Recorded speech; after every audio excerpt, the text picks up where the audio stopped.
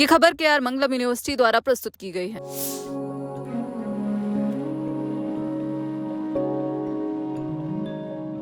12 अगस्त की रात आसमान में साल का दूसरा और आखिरी सूर्य ग्रहण लगने जा रहा है। लेकिन इस खबर में सबसे पहले आपको ये जानना जरूरी है कि भारत में रहने वाले लोग इस सूर्य ग्रहण को सीधे नहीं देख पाएंगे। ग्रहण रात के समय होगा जब भारत में सूर्य नहीं दिखाई देगा। फिर ग्रहण कितने बजे शुरू होगा, इसका सूतक काल क्या होगा और भारत में रहने वालों को किन धार्मिक नियमों का पालन करना है, इन सभी सवालों का जवाब आपको इस वीडियो में मिलेगा। 12 अगस्त यानी आज हरियाली अमावस्या भी है और इसी दिन साल का आखिरी सूर्य ग्रहण पड़ रहा है। भारतीय समय के अनुसार सूर्य ग्रहण रात 9:04 पर शुरू होगा और 13 अगस्त की देर रात करीब 1:27 से 1:28 के बीच इसके समाप्त होने की जानकारी दी गई है।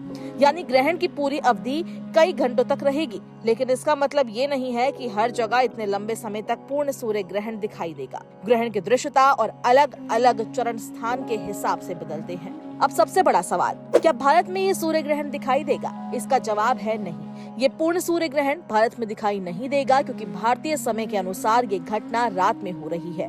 पूर्ण सूर्य ग्रहण कहां-कहां दिखाई देगा ये भी आपको बताते हैं। उत्तरी रूस, ग्रीनलैंड, आइसलैंड, स्पेन और पुर्तगाल के कुछ हिस्सों से ये होकर गुजरेगा। इसके अलावा यूरोप के कई हिस्से, कनाडा, अमेरिका के उत्तरी भाग और उत्तर पश्चिम अफ्रीका में ग्रहण का आंशिक चरण देखा जा सकता है।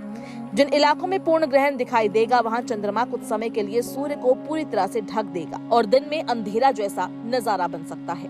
अब सवाल कि क्या भारत में सूतक काल मान्य होगा? धार्मिक मान्यताओं के अनुसार सूर्य ग्रहण से लगभग 12 घंटे पहले सूतक काल शुरू हो जाता है, लेकिन यहाँ महत्वपूर्ण बात ये है कि ये ग्रहण भारत में दिखाई नहीं देगा, इसलिए भारत में इसका सूतक काल भी मान्य नहीं होगा। इसका मतलब है कि भारत में इस ग्रहण के कारण पूजा पाठ, भोजन या सामान्य धार्मिक गतिविधियों पर कोई अनिवार्य रोक नहीं मानी जाएगी। फिर भी जो लोग धार्मिक मान्यताओं का पालन करते हैं उनके लिए ग्रहण काल को लेकर कुछ परंपराएं बताई गई है। मान्यता के अनुसार ग्रहण के समय भगवान के मंत्रों का मन ही मन जप करना चाहिए। कुछ लोग भोजन को सुरक्षित रखने के लिए उसमें तुलसी के पत्ते रखने की परंपरा भी मानते हैं। ग्रहण समाप्त होने के बाद स्नान करें, घर और पूजा स्थल की सफाई करें और गंगा जल का छिड़काव करें। धार्मिक मान्यताओं में ग्रहण के दौरान भोजन करने, नुकीली चीजों का इस्तेमाल करने, शुभ या मांगलिक कार्य करने और भगवान की मूर्ति को स्पर्श करने से बचना चाहिए।